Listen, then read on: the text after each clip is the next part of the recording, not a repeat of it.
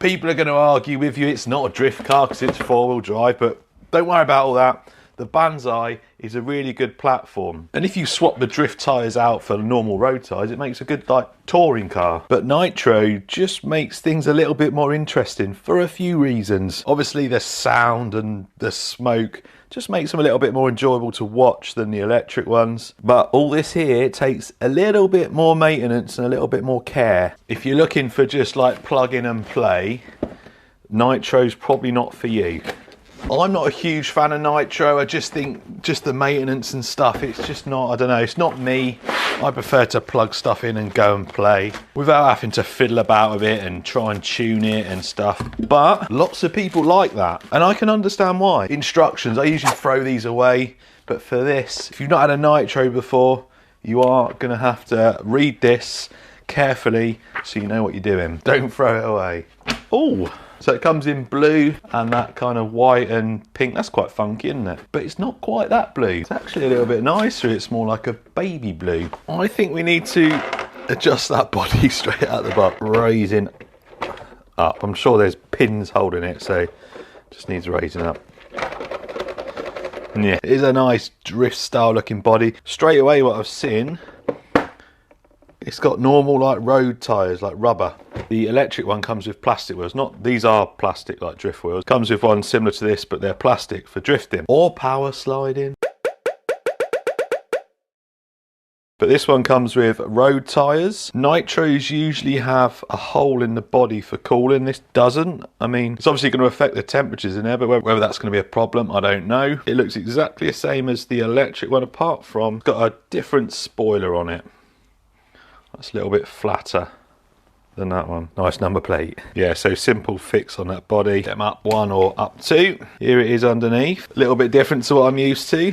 So you've got throttle servo there, steering servo there. That's where your receiver will be in there. I don't know where the aerial is. We'll have to have a look at that. There's your brake in there. Obviously being Nitro, you don't have any reverse on this one. So that's your brake there. A little fuel tank there, exhaust, and there is your Nitro engine. This is a single speed. You can get a 2-speed conversion. Pull start, oil shocks, adjustable camber and tow, and adjustable camber. Something at this price point, I think this is, I'm gonna say, probably one of the cheapest Nitro like road cars you can buy in the UK anyway. Metal drive shafts, front and rear. You've got your centre drive shafts going through there. That's not a diff, even though it looks like it may be a centre diff. It hasn't got a centre diff. That is a Force 0.18 Nitro motor there. Shiny metal pipe, metal chassis. Now I am going to question something. It does say 95% ready to run. I'm going to say it's probably more 90%. You need 8 AA's, you need nitro fuel, you need a fuel bottle, and you need a glow starter. So 95,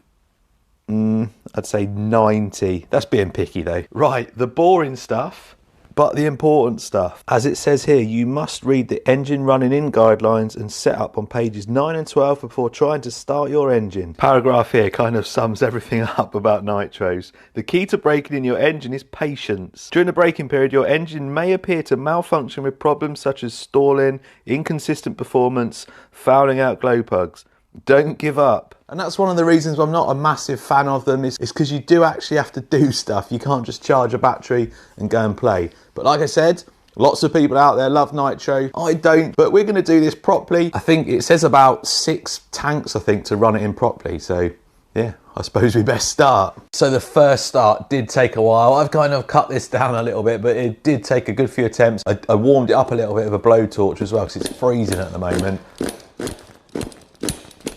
But I did get it started, and on the first tank I literally just let it run at a fast idle. So as you can see, wheels spinning around quite quick. I didn't adjust the throttle.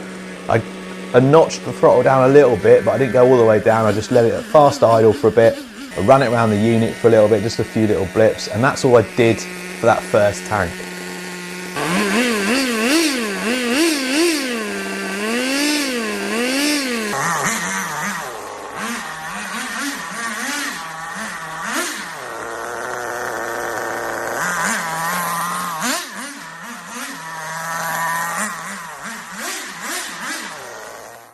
I cut a hole for the exhaust because I think you definitely need a hole for the exhaust in this. I don't know why it's been missed off. Then I used a scalpel or an X-Acto knife, whatever you want to call it, and I cut pretty much half of the windscreen. Made a nice neat cut there. That allows you to refuel it. It doesn't allow you to start it without taking the body off, but I did cut a hole, let some air in, keep some cooling in there. That was my choice. You might get away with not doing it, but I'd say, especially in the hot weather, it's probably something you need to do.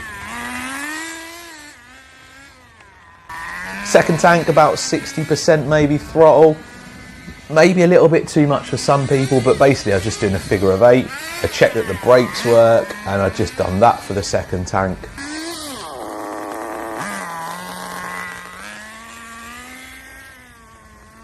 Third tank, increased a little bit more, maybe 60 to 70% throttle. Again, it's quite hard to tell because the throttle comes on to full quite soon on these, as I realised afterwards, but 60 to 70%. Tank 4, again, increased it a bit more, and I was doing more sort of straight line stuff. And then just up and down for tank 4.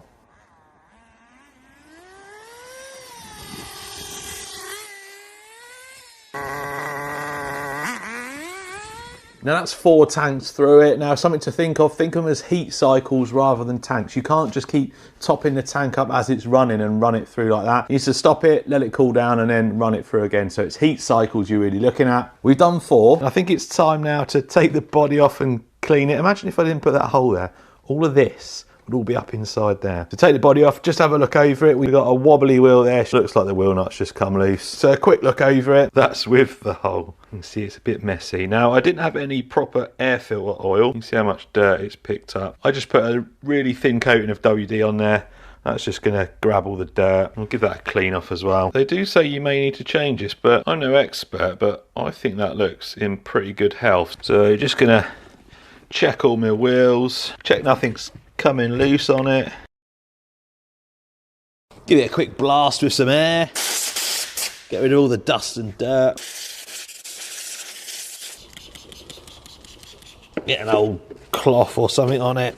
So I gave the filter a quick cleanse with a bit of soapy water, make sure it is completely dry. And then once it's all dry, bit of WD, well that's what I'm doing, but you can get special oil. Bit of WD on there, fill her up. And now we're ready for the last 2 before we can properly let it rip. Tank 5, sort of 80%, and then on to tank 6, I hit full throttle a few times.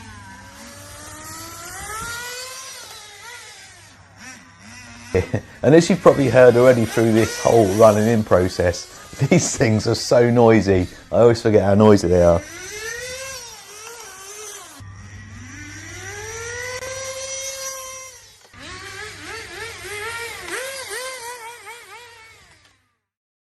So now we've run the packs for it. I might have to do a voice over it, but now we've run the 6 tanks through it. You need to lean it out. You're meant to lean it and then run another 6 tanks through, but it's running fine. I've run it in quite fast, so we're going to lean it out. I'm going to see what sort of speed we got. Just going to turn it off a minute. So I'm going to use the GPS to see what speed we got straight out of the box on stock settings before we lean it. And then we can adjust it, and we should see an increase in speed. You need to use your eyes and your ears as well to listen for it, to listen for that change in note, and look for smoke. You need a nice, I think you need like you don't need too much smoke, but not too little.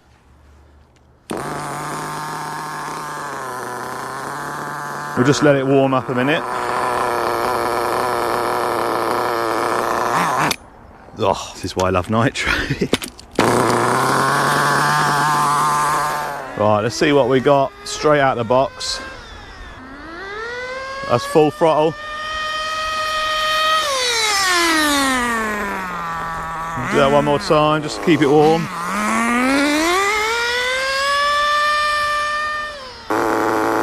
.32 miles an hour, that's pretty quick.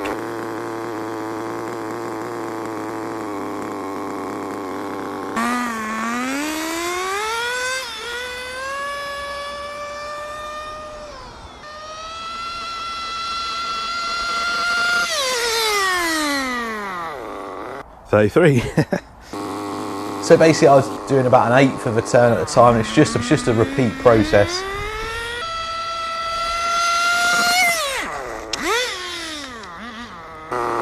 We didn't increase our max speed more than 34 miles an hour. I probably could have leaned it out a little bit more because it was still a little bit smoky, but if you speak to people that are a little bit more knowledgeable than me, you'll probably get a good idea of what you should be seeing, what you should be hearing. But I was happy with it, how it ran. A little bit rich still, but I think whilst the engine's still new, I think you need to run a little bit richer anyway.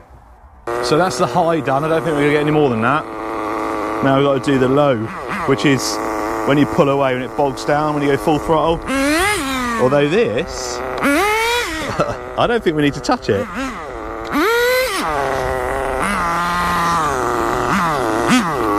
There's no bogging down there at all. Happy with the low speed. This launch as well.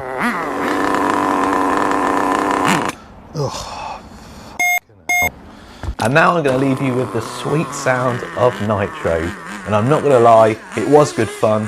Just the noise and the smoke is awesome. Although the noise after 6, 7, 8 tanks in quite close proximity, I think I was about done when I finished.